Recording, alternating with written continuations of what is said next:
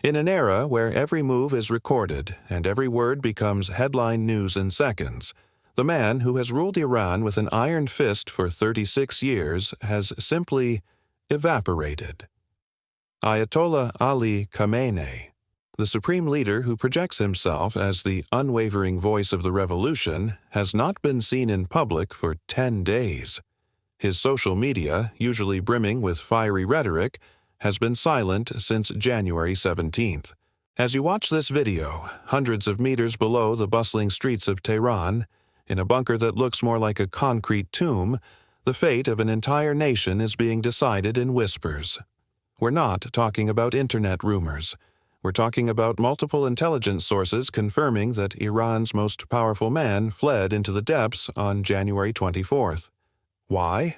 Because he knows something the world is about to discover. The clock is ticking, and the next 72 hours could be the final chapter of a theocracy that has lasted almost half a century. The Labyrinth. 100 meters deep. Imagine a 30-story building. Now, imagine that same building buried vertically in the ground, protected by layers upon layers of reinforced concrete and steel, designed to withstand even the impact of nuclear bombs or state-of-the-art bunker drills. This is Khamenei's refuge in Lavazan. It's a claustrophobic labyrinth where the air is filtered and every sound echoes as a reminder that the outside world wants his head. Being down there, 100 meters deep, is not just a security measure, it's a symbol of absolute isolation. According to detailed reports, this location is more fortified than the Fordo nuclear power plant itself. There are anti-aircraft missile systems circling the perimeter and a network of tunnels branching out like veins beneath the capital, offering escape routes that no one on the official map knows. But try to put yourself in his place for a moment. How must it feel to govern 89 million people from inside a concrete box, knowing that if you come to the surface, you could be the target of a decapitation attack? Fear has shifted sides. The man who sent thousands to their deaths now trembles at the possibility of an imminent airstrike. This structure, which should be a stronghold of power, has in fact become his first prison. The heir of the shadows. But here is where the story takes an even darker and more personal turn. For the first time in the history of the Islamic Republic, day-to-day control of the government has been handed over to a man most Iranians barely knew until 3 days ago. Mojtaba Khamenei. He is 53 years old, a mid-level cleric, and until now was merely the behind-the-scenes operator, the man who managed his father's website and social media. Imagine the tension within the regime. If you are a general in the Revolutionary Guard or a government minister, you now have to go through Mojtaba to get any decision. Want authorization for a military operation? Talk to the son. Want to suppress a protest? Ask the son. This transfer of power is a desperate move. Khamenei doesn't trust his generals. He doesn't trust his ministers, and certainly not his people. He trusts only his own blood. It's a dynasty rising from fear, an attempt to maintain control of the country while the patriarch hides in the shadows. This has never happened before, not even in the bloodiest days of the war against Iraq in the 1980s. The father's silence is the noise of the son's rise, and this vacuum of public leadership is leaving the Iranian government on the verge of a nervous breakdown. Plan B. The Ghost of Assad. While Mojtaba tries to maintain appearances in Tehran, British intelligence has discovered something that should make any Iranian's blood boil. Plan B. You know that feeling of betrayal when you realize that the person who should be protecting you already has their bags packed, ready to abandon you in the middle of the fire? That's exactly it. Khamenei is not just hiding, he is preparing for exile. The plan is surgical. Evacuate 20 close family members to Russia. But it's not just a flight of people, it's a flight of capital. We're talking about the transfer of $95 billion in hidden assets. This money doesn't belong to him. It belongs to the Iranian people.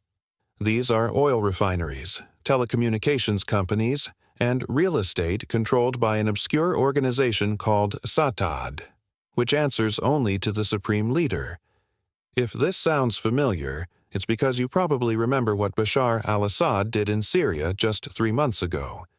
Assad fled to Moscow, took his fortune and his family, and today lives in luxury while Damascus still smells of gunpowder.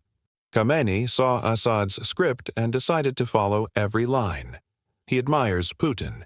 He sees Russia as a refuge where his war crimes will not be judged. While Iran burns under sanctions and violence, its leader plans a gilded retirement in a luxury apartment in Moscow. The Doomsday Clock. Trump and the 72 Hours. But why the urgency now? Why flee to the bunker on January 24th? The answer crosses the ocean toward the Oval Office. President Trump didn't mince words. When he confirmed that the USS Abraham Lincoln Carrier Strike Group was en route to the Indian Ocean, he wasn't just moving ships, he was moving pieces on a deadly chessboard. The threat was personal and direct. Trump made it clear that if Iran killed more protesters, the American response would make previous attacks on nuclear facilities look like peanuts. He openly called for new leadership. General Abbas Ali Shakarachi's reaction was a sign of utter panic. He said that if any gesture of aggression were shown against the leader, they would set the world on fire. Note the choice of words. He didn't say against Iran. He said against the leader. Iranian intelligence knows the United States is considering a decapitation strike. They know the time for vague warnings is over. The B-2 stealth bombers have already proven they can hit deep targets. The clock is ticking down the final 72 hours of a tense wait. The strike group is only 2 days away, and the sky over Tehran has never looked so dangerous for those at the top. The price of silence. The invisible massacre. While the powerful play this game of espionage and bunkers on the streets, the human cost is devastating. This is where the language of numbers fails to capture the real pain. The government admits to about 300 deaths, but leaked documents from the Revolutionary Guard itself suggest something far more gruesome. The death toll could exceed 36,500 people. 36,000 lives cut short by a direct order from Khamenei to shoot to kill. Try to imagine the scene at the Central Morgue in Karizak. Families can't even go inside to identify the bodies. They are placed in front of television screens to identify their loved ones from photos, as if they were merchandise in a catalog of horrors. Witnesses describe body bags piled on the sidewalks because there is no more space inside the facility. There is the account of a woman who saw her husband shot in the back and was threatened with death by a paramilitary soldier when she tried to help him. There is the story of Nasim Pour Agai, shot in the neck in front of her husband, who carried her in his arms for an hour, desperate, only to hear at the hospital that it was too late. This is Khamenei's true legacy. While he breathes the filtered air of his 100-meter bunker, the Iranian people breathe tear gas and the smell of blood on the sidewalks of Tehran. The Great Collapse or the Renaissance. We are at a historical crossroads. Today's Iran is not the same as it was in 1979. The people who once sought justice in an Islamic revolution now find themselves prisoners of a theocracy that behaves like the Shah's regime, which it itself overthrew. The question hanging in the air is no longer if change will come, but how it will happen. If Khamenei flees to Russia, the power vacuum will be terrifying. The Revolutionary Guard, which massacred thousands last month, will not relinquish control peacefully.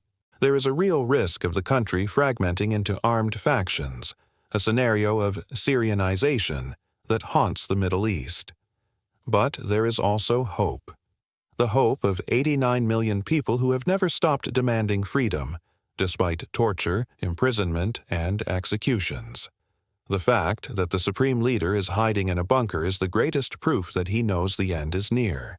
If he no longer believes in the survival of the Islamic Republic, why should the world? The next 72 hours will determine whether we witness a violent collapse or the birth of a new Iran. Stay alert, because the internet in the country remains blocked, and the world needs to be the voice of those in the dark. If you want to follow every development in this crisis that is changing the global power map, subscribe now and activate notifications. History is being written now, beneath the soil of Tehran and in the waters of the Persian Gulf. The world is watching, and you